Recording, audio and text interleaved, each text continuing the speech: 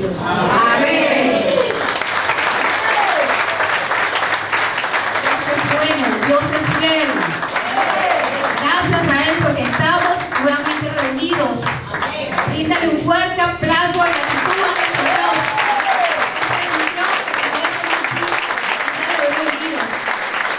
Iniciando el año, ¿verdad? En el mes de enero. Dios es maravilloso, Dios es fiel, nos cuidó, nos protegió y nos seguirá cuidando. Amén. Gracias, Señor. Puede ser.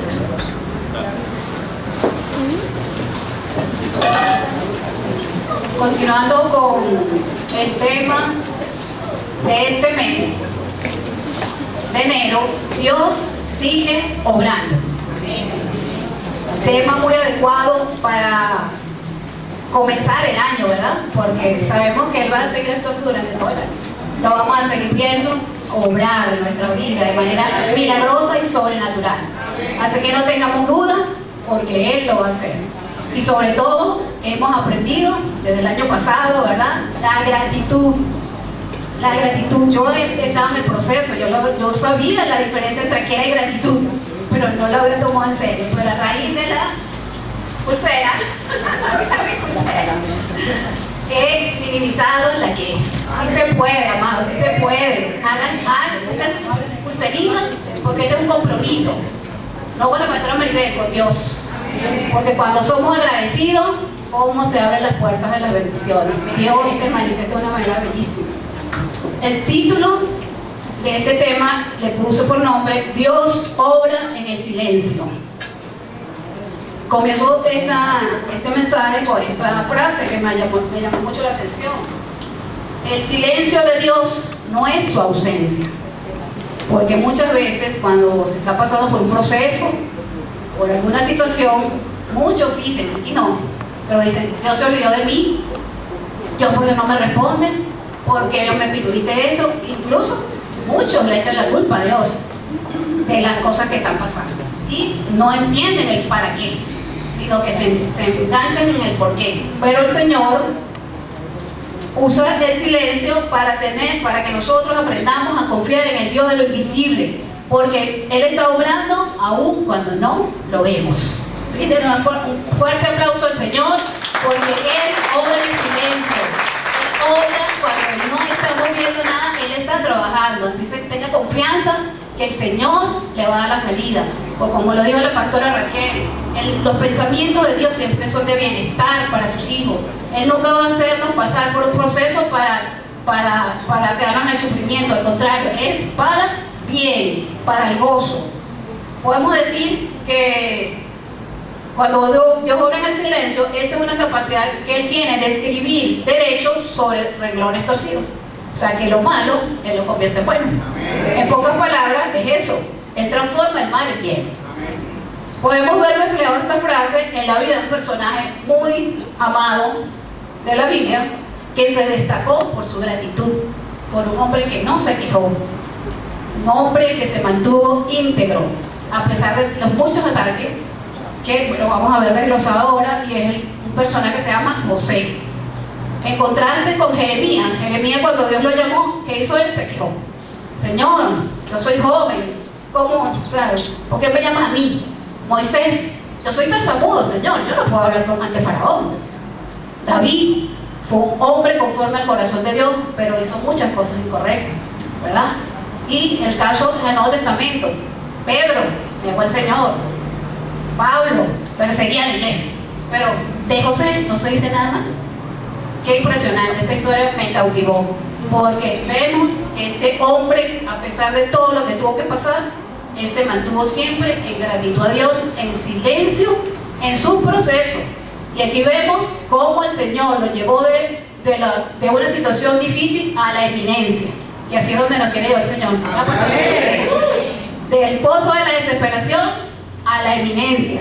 Vamos a ver cómo fue el proceso de José. Apenas tenía 17 años cuando sus hermanos, cuando su padre le dijo en Génesis 37, 3 y 4, llamaba a Israel a José más que a todos sus hijos, porque lo había tenido en su vejez, y le hizo una túnica de diversos colores.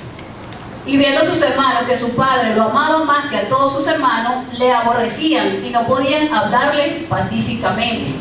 Aquí vemos que aquí comienza la historia, el relato en el capítulo 37. Les animo que lean todo hasta el 50, habla de la vida de José, importante, la vida de este hombre. Entonces aquí vemos, vamos a ver el proceso de José. Él pasó un proceso en el pozo, un proceso en la casa de Potifar, un proceso en la cárcel y luego un proceso en el palacio. Entonces vamos a ir relatando la historia concretamente porque es larga.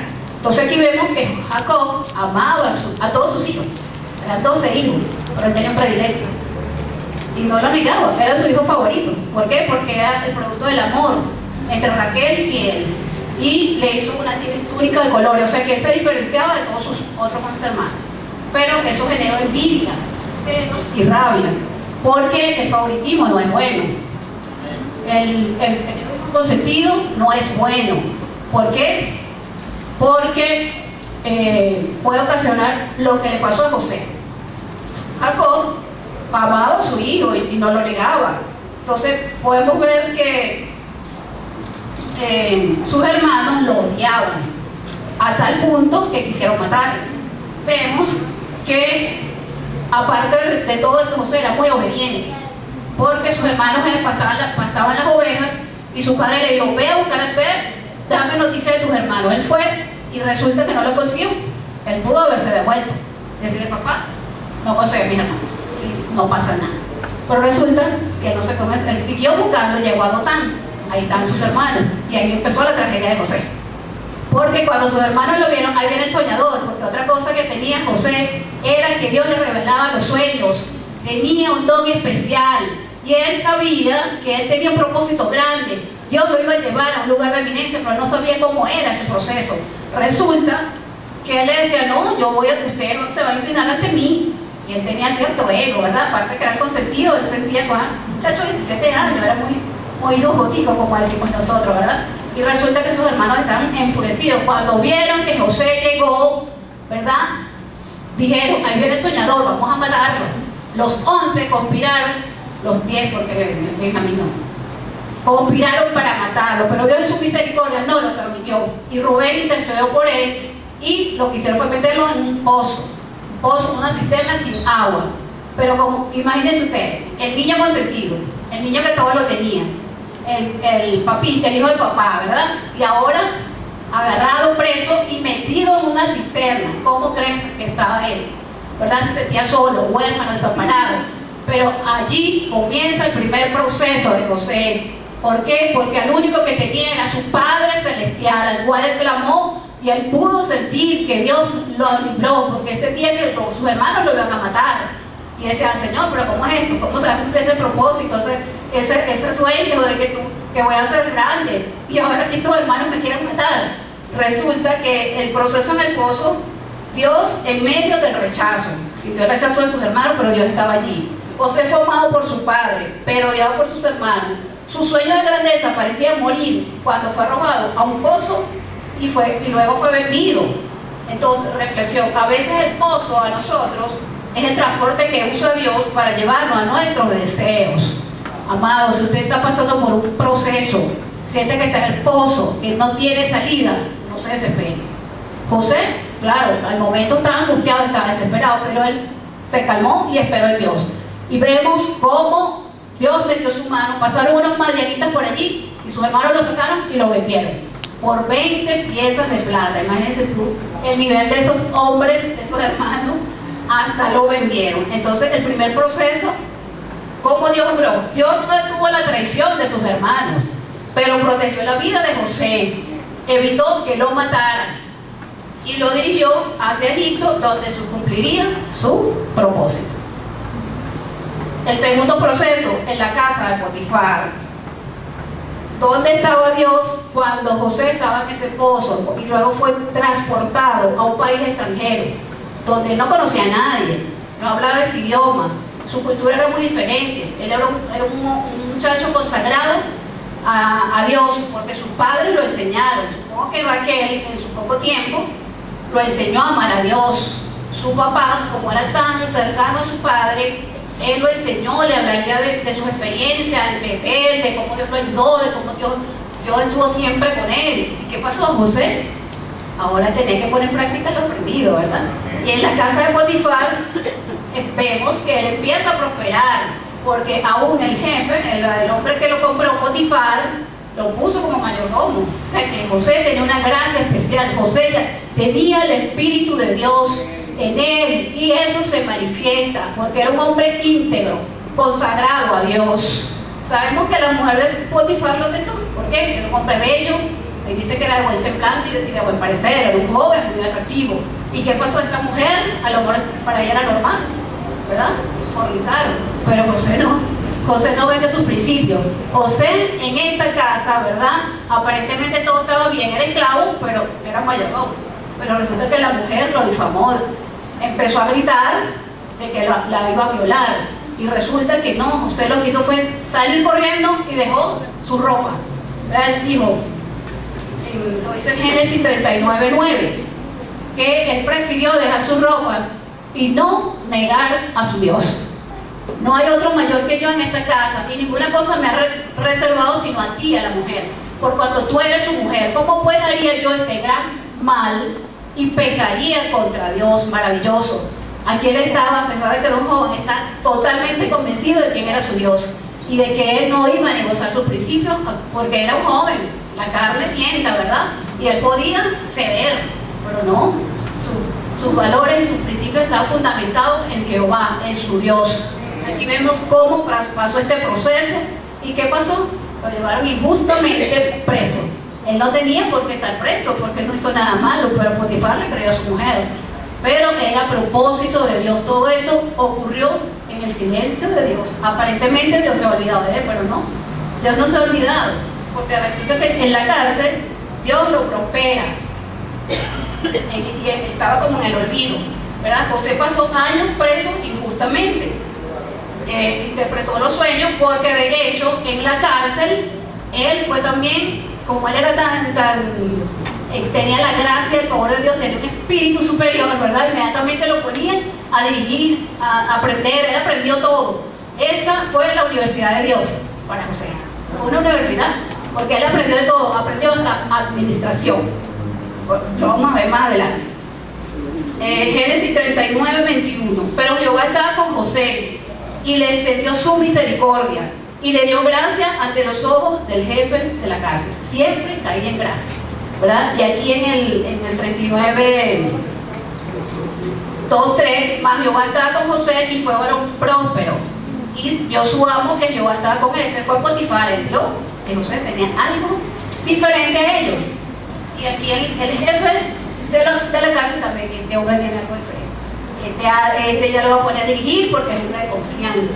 Era un hombre intachable, así como somos todos nosotros, ¿verdad? Intachable donde vamos, en nuestro trabajo, en donde nos movemos, ¿verdad? Tenemos que ser intachables. Y a pesar de que él estaba allá en el olvido, ahí no conocía a nadie, ahí estaba apartado de todo, pero Dios estaba con él. La presencia de Dios no siempre cambia nuestras circunstancias inmediatamente, pero siempre transforma nuestra realidad interior. El proceso o la transformación viene de adentro hacia afuera, y eso es lo que está experimentando José. Procesos internos, ¿verdad? Alrededor todo era difícil, todo era contrario, todo era negativo, no veía salida, no veía que los sueños se iban a cumplir, pero internamente él estaba sintiendo que Dios estaba cambiando su vida, cambiando su mente, cambiando su corazón. A nosotros también nos pasa cuando no nos quejamos, que ahí donde está lo de la queja, hace que no aprendamos, que nos quedemos estancados. Pero cuando somos agradecidos, aunque no vea la salida, inmediatamente es como, wow, mira, se te abren las opciones, se te abre el horizonte, los caminos se abren. Es impresionante cómo el Espíritu Santo te guía. Lo digo por experiencia propia, porque me quejaba mucho. Cuando empecé a agradecer, vi cómo Dios respondía. Yo, ay Señor, pero no es fácil la gratitud, no es fácil, porque uno como humano tiende mucho a quejarse. Pero aquí vemos a este hombre que no se quejó. Vamos a tomar este ejemplo de José. José en la cárcel no era un espectador pasivo de su tragedia. Él no cayó en depresión. Él no dijo, cónchale Señor, ahora esto no me va a preso. No, él no se quejó, Él no le dio un ataque de pánico, no cayó en depresión ni en ansiedad. Él glorificó el nombre de Jehová. Sirvió y mantuvo su integridad como siempre. Dios está obrando en su carácter necesario para convertirlo en un gobernador, porque ese era el propósito final, que José fuese el gobernador en Egipto, el segundo al mando después del faraón. Imagínense ustedes dónde lo iba a llevar Dios. Por eso es que pasó por tantas cosas. Pero ¿por qué Dios aceleró el proceso? Porque Él no se quejó. Así que, amados, no nos quejemos si queremos ver el proceso de Dios acelerado. No nos quejamos, el proceso se acelera.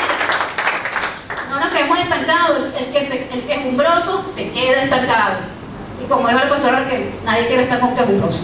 Pero una persona que tiene una actitud positiva, una actitud de alegría, con fe, mira, estoy pasando por eso, pero sé que el Señor me ayuda, sé que el Señor me da la respuesta, sé, oye, yo quiero tener esa fe, ¿verdad? Por eso José se rodeó de gente. Por ejemplo, cuando estaba allá en la cárcel, llegaron dos personas que eran oficiales, trabajaban para el faraón. Uno era el copero y otro era el panadero. Ellos cometieron algunas faltas, pero como Dios pone todas las piezas, ¿verdad? Llegaron allí y fueron instrumentos que Dios usó para que él aprendiera, porque estos hombres estaban cerca del rey. Él aprendió muchísimas cosas allí. ¿Y qué pasó? Estos hombres tuvieron unos sueños y no estaban perturbados, no podían entender qué era lo que Dios le quería decir, o sea, qué significaban estos sueños. José puso en práctica sus dones, no era adivinación, eran sus dones de interpretar los sueños, que nos los da muchas veces el Señor a nosotros. Entonces le dio ese don y él lo que le dijo, así sucedió. Uno murió, el panadero, pero el otro fue restituido en el cargo, como José se lo había dicho. ¿Y qué pasa? Le dijo, mira, cuando estés ahí con el faraón, ¿te acuerdas de mí, por favor? Que yo te hace ese favor. Nada, el proceso seguía. José en el olvido, José en la cárcel. Pero ¿qué pasó? Todo tiene su tiempo. El tiempo de Dios es el mejor. El tiempo de Dios es perfecto. Él no aceleró el proceso. Él no hizo nada no, él se quedó tranquilito y esperó con paciencia. Luego vemos el proceso de José en el palacio. En Génesis 41:38 nos dice: y dijo Faraón a su siervo, ¿acaso hallaremos a otro hombre como este, en quien esté el Espíritu de Dios? Este es ya el Faraón. Resulta que, bueno, como todos sabemos la historia, Faraón tuvo unos sueños muy perturbadores, ¿verdad?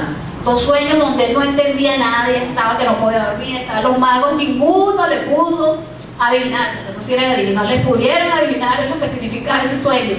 Y en ese momento fue que Dios puso al copero, que conocía a José, y dijo, wow, yo me acuerdo de un muchacho que está en la cárcel, que me interpretó mi sueño y se cumplió. Entonces, bueno, tráeme a ese muchacho por acá. Cuando llegó, y Faraón le contó todo el sueño, los sueños que tuvo de las vacas flacas y las vacas gordas, las espigas feas y las espigas bonitas, ¿verdad? Inmediatamente José le dijo, mira, esto es esto, vienen 7 años de abundancia para Egipto. Y vienen luego 7 años de mucha carestía, de no haber alimento en Egipto. ¿Y qué me recomienda? Bueno, entonces como ya el Señor había preparado a José en la universidad de Dios, le dijo, mira, acumula, almacena, como hay tanta abundancia, va a sobrar alimentos, almacena, prepara, almacene, depósito, muchísimo, porque van a ser 7 años donde no va a haber comida. ¿Y qué hizo él? Faraón dijo, ¿qué otro hombre puedo escoger para que sea quien haga esto? Y lo nombró gobernador de Egipto, lo nombró primer ministro, y fue un hombre que estuvo en lo alto, segundo al mando. Después de Faraón, quien mandaba más en Egipto era José. Podemos ver el proceso que vivió José, desde el pozo donde prácticamente lo iban a matar, hasta un lugar de eminencia. Así es donde el Señor nos quiere llevar. ¿Y saben cuántos años pasaron? 13 años. A mí me parece que eran cortos para llegar a ser un gobernador. ¿Por qué? Porque él aceleró el proceso, porque no sé qué. Ahí no vemos en ninguno de esos capítulos que José se quejó, que dijo, no, pero Señor, ¿hasta cuándo? Como hicieron otros, ¿verdad? En la escritura. pero él fue agradecido y por eso Dios lo bendijo de esa manera.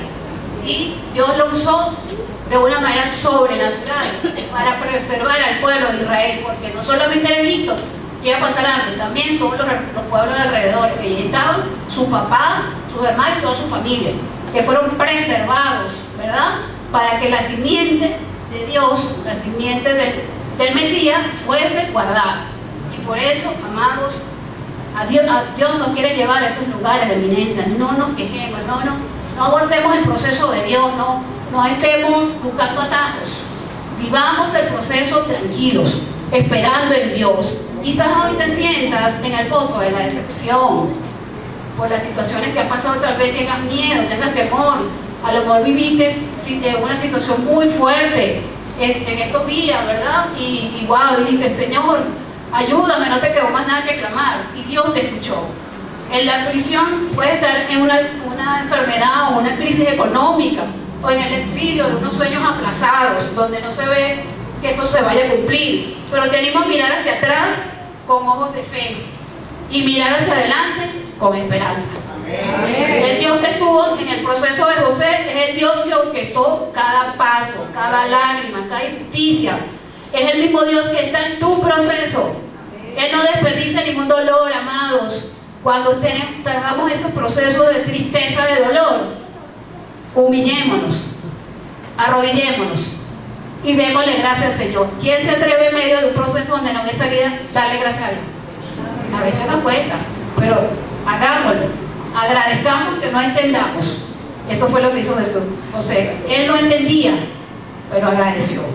Ningún fracaso, ningún tiempo de espera. Su mano invisible está trabajando, amados, hilando los hilos oscuros y dorados de tu vida para formar una imagen de belleza y propósito que quizás no puedas ver ahorita, pero que Él tiene perfectamente claro. Él tiene el propósito claro donde te quiere llevar, a lugares de bendición, a lugares de eminencia, en tu trabajo, en tu negocio, con tus hijos, con tu esposa, con tu esposo. Amados, dejemos que Dios sea Dios y dejemos que Él actúe en el proceso. No abortemos el proceso de Dios y mantengámonos íntegros. Eso es lo otro, la santidad.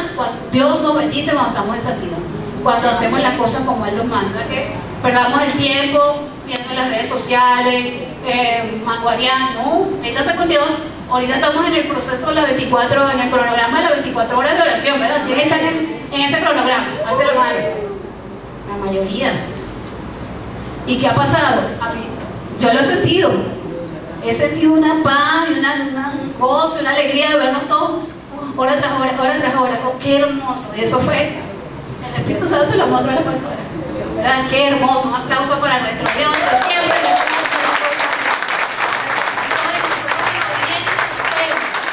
conéctate a las 24 horas de oración, porque esto es grandioso. Algo va a ocurrir en nuestro país. Algo grande va a ocurrir. Dios está orando. Aunque esté en silencio, Él está orando. No pongamos en duda, es otra cosa.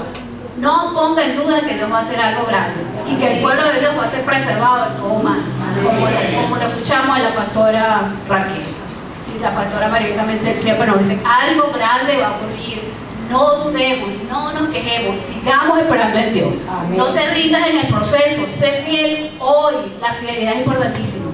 Cantamos no hace mucho, cuán grande es tu fidelidad.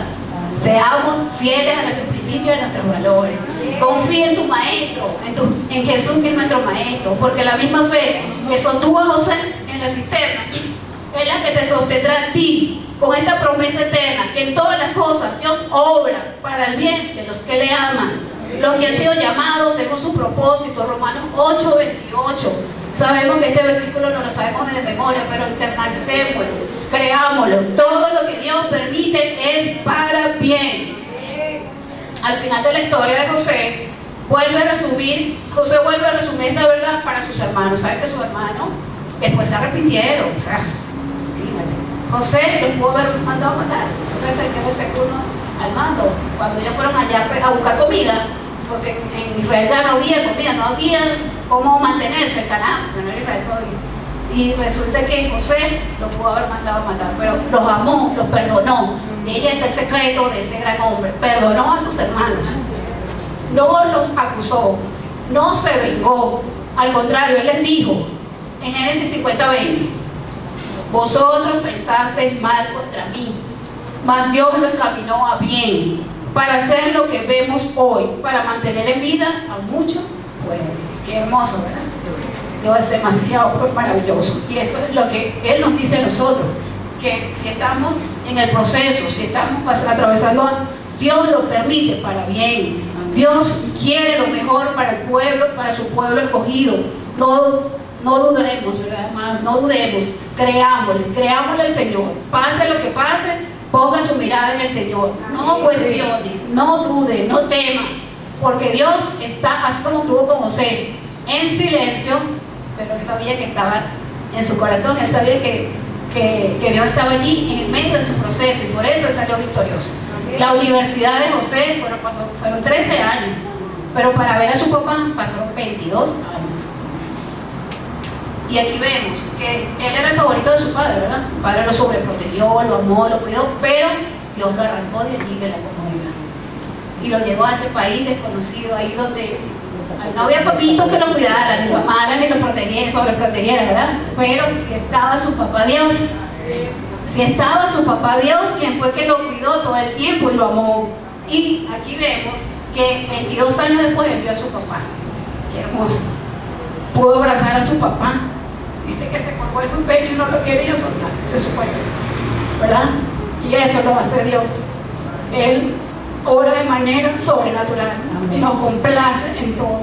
Cumplió ese sueño de llevarlo a la eminencia, a ser un segundo hermano, y después perdonó a todos sus hermanos que tramaron matarlo. Había maldad, había envidia, había muchas cosas malas en ellos, pero él los perdonó y ellos tuvieron que humillarse con ese ejemplo de ese gran hombre, y sobre todo volvió a ver a su padre. Qué hermoso es el Señor, amado. No hay manera de agradecer al Señor por tanto bien, por tanto amor. Que esta historia nos conmueva. Leámosla otra vez. Yo sé que aquí hay una tribu que lleva el nombre de José, y ellos son muy comprometidos. Siempre son dirigidos, siempre son positivos.